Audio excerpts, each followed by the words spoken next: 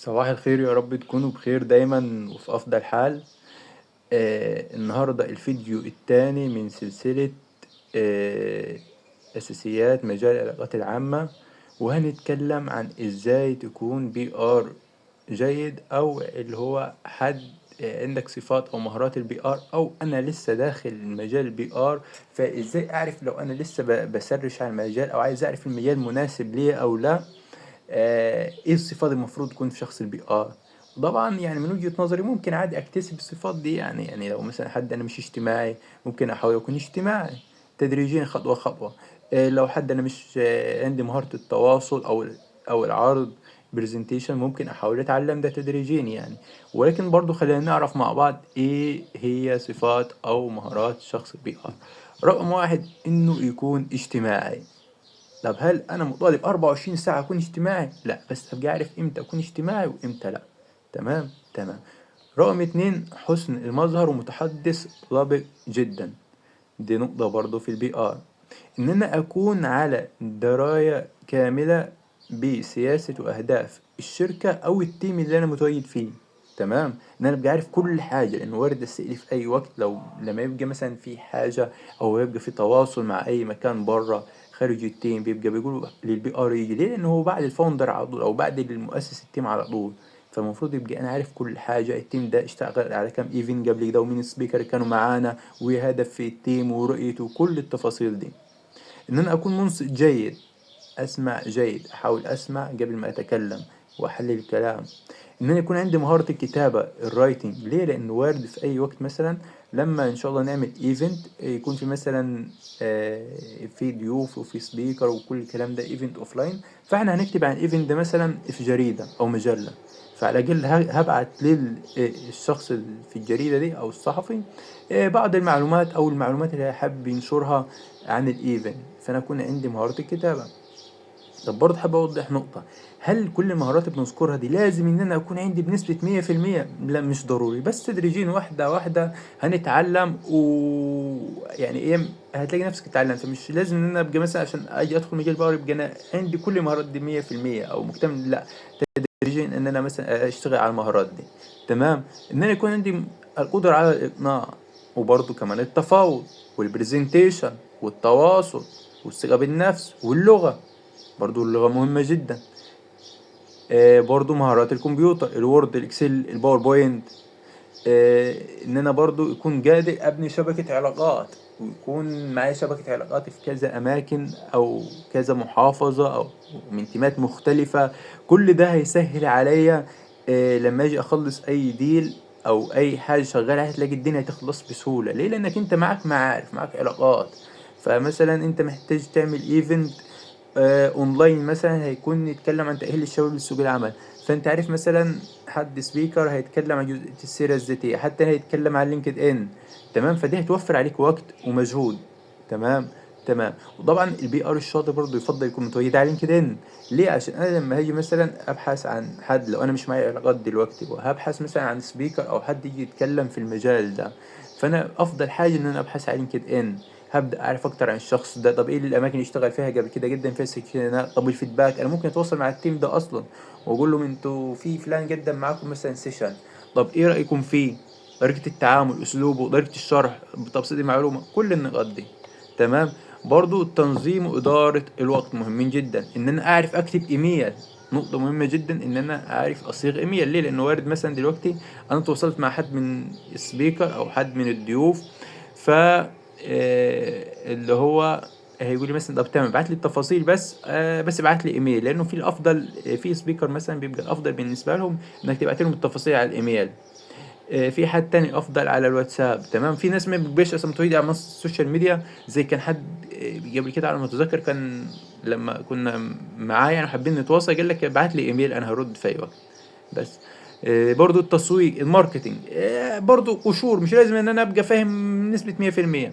ثانيا برضو اللي قلنا زي ما ذكرنا في الفيديو الاول اللي هو التسويق بيكمل البي ار، فانا يبقى عندي قشور يعني. برضو يكون عندي مهارة حل المشكلات. تمام، لانك وارد مثلا في أي وقت سبيكر ما بيجيش، يبقى معاك بلان بي، الخطوة التانية ايه. برضو البراندنج، تمام، تبقى فاهم حتى لو نسبة بسيطة. برضو مهم جدا جدا في شخص البي ار انك تكون مقتنع بالحاجة اللي هتتكلم عنها. يعني أنا هي مثلًا أقنع حد إنه ينزل معانا كspeaker أو ينزل معانا اللي هو sponsor، فأنا لو مش مقتنع بالحاجة اللي هاقدمها دي، طب إزاي هاحاول أتفاوض معاه؟ وبرضه عندي كل المعلومات عن الحاجة اللي هي هتكلم عنها. يعني أنا دلوقتي هاجي أتكلم عن اللي هو مع سبيكر عن مثلا اللي هو إيه أو ترينر عن إيفنت، فأنا أبقى زي ما قلنا أنا أبقى فاهم التيم بتاعي رقم واحد، رقم اتنين أبقى عندي كل المعلومات عن الإيفنت يفضل طبعا. آه، دي نقطة مهمة جدا. برضو الشخص اللي بيقرأ يفضل يكون حد مثقف، حد بيقرأ كتير، تمام، حتى لو في مجالات مختلفة. القراءة مهمة جدا، بتنير عقلنا، بتوعينا، بتفهمنا الدنيا، تمام. انك تكون كبي ار، انك تكون حد بتعرف تتصرف، تمام. ودي يعني تدريجيا هتيجي خطوة خطوة، قلنا اي خطوة فيهم تدريجيا هتيجي، تمام. انك انت تكون كونفيدنت سبيكر، يعني اللي هو في اي وقت ممكن تطلع على الستيج تتكلم، يعني تقول مثلا تتكلم عن الايفنت، تتكلم سوري عن التيم. ممكن يكون عندك مثلا مهارة شاطر فيها تطلع تتكلم عنها، لو في مثلا دروب او في سبيكر ما جاش فانت تعرف تتكلم تتصرف، تمام. اوبن مايندد، حد مرن كده في التعامل، اللي هو برضو اب تو ديت، يعني عندك دراية وعلم باللي بيحصل حواليك من جهة مثلا اخبار، تمام. حد يعني ابديت وعارف ايه اللي بيحصل حواليه. بتعرف برضو تسرش، توصل لاي معلومه، توصل لاي سبيكر، عندك مهاره السيرش. وتقريبا على ما اتذكر في كورس ليها على ما اعتقد على اليوتيوب، يعني النقطه دي على ما اتذكر لاني سمعت كورس قبل كده من فتره كبيره، بس يمكن من 3 سنين او 4. فيعني في كورسات على ما اعتقد بخصوص النقطه، يعني تستهونش بالنقطه دي فكره السيرش ان انا ادخل، لا ده تقريبا في نقاط معينه وازاي اكتب السيرش وازاي عشان خوارزميات جوجل وكده يعني. وبرضه انك تعرف تسرش عشان توصل لسبيكر صح. عموما الموهبة بتكون عندك، يعني عند الشخص بنسبة 25%، وعليك انت بقى اللي هو نسبة 75% انك تنميها وتطورها، تمام. برضو انه يكون عندك زي ما قلنا بالتواصل، بإدارة الأزمات، السوشيال ميديا بعرف استخدامها حتى لو بسيط. طبعا يفضل لو انت حضرتك تاخد كورسات في الحاجات دي، يعني كورسات كتير جدا. واللي مثلا مش عارف يوصل للكورس ولا حاجة دلوقتي، اولا رقم واحد ممكن يتواصل معاي، يعني احاول مثلا اعمل سيرش اوصل له الكورسات، لو كان معايا مثلا تمام، لو ما كانش خلاص هشوف مثلا على اليوتيوب دلوقتي كله كورسات في منصات زي يوديمي وكورسيرا وتيرا كورسز. كل دي برضو منصات بتقدم كورسات مجاني وفري، وكورسات بكواليتي كويسة. في أحيانا بيبقى مثلا لو هتلاقي الفترة الجاية مثلا في الإجازة تم التطوعي بتقدم سيشنات كتير، فممكن يعني تتابع السيشنات دي. ففي كذا يعني فرصة. أو برضو شات جي بي تي دلوقتي والذكاء الصناعي من خلاله تقدر تقول له مثلا أنا محتاج كورسات في مجال كذا، تلاقيه يرشح لك مصادر كتير جدا، تمام. فالنهارده اتكلمنا عن اهم المهارات او الصفات المفروض قلنا تكون موجوده في شخص البي ار او الصفات. وقلنا كمان ركزنا على نقطه، قلنا ان هي الموهبه بتكون عندك بنسبه 25% تقريبا يعني. وكمان عليك انت بنسبه 75% انك انت يا تطورها او تنميها، وده بيكون ازاي؟ من خلال قراءه، من خلال كورسات، انك تبحث اكتر، تمام.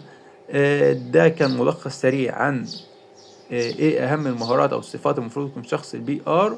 وقلنا برضو عشان ما حدش يحبط، حتى لو انا مثلا انا حابب انضم مجال البي ار، ممكن ان انا يكون مثلا عندي مهارة او اتنين او تلاتة او اربعة من ذكرنا او خمسة، بس الباقي المهارات مش عندي. هل كده احبط انا وخلاص اسيب المجال ومش هدخل؟ لا، ممكن ابدا زي ما قلنا اتعلم تدريجيا واحدة واحدة، وابدا برضو اعرف ان انا فعلا شاطر في المجال ده ولا لا. من وجهة نظري حتى كنت مشايره على التيك توك من فترة، من كام يوم يعني تقريبا كده، اللي هو في اختبار اسمه 16 بيرسوناليتي، ده يساعدك تفهم شخصيتك ويقول لك ايه الفرص اللي العمل ممكن تشتغلها. دي النقطة التانية. النقطة التانية برضو التجربة، انك تنزل تجرب، يعني انك مثلا تنزل في بداية تيم تطوعي. رقم اتنين انك تنزل تدريب في شركة، هتلاقي فيدباك مثلا من حواليك، انت تحس نفسك لان انت فعلا في نتيجة، في فيدباك بيجي من الزملاء، هتلاقي نفسك بدل ما منبر جيت ليدر فيست في اللجنة. هتلاقي نفسك اترقيت كده، هتلاقي جايلك فيدباك كويس، بتاخد شهادة. ايا كان كل ده بيحسك انك انت ماشي في التراك الصح.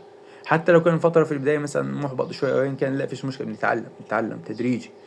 مش هتكتشف نفسك من اول مرة، لا عادي ممكن تنزل تيم تطوع واتنين وتشوف انت نفسك هل حابب الحاجة دي ولا لا، ولا انت مثلا مجبر في المجال ده، او مش مبسوط انت وبتعمل حاجة تطوعيا او كان مثلا كشغل.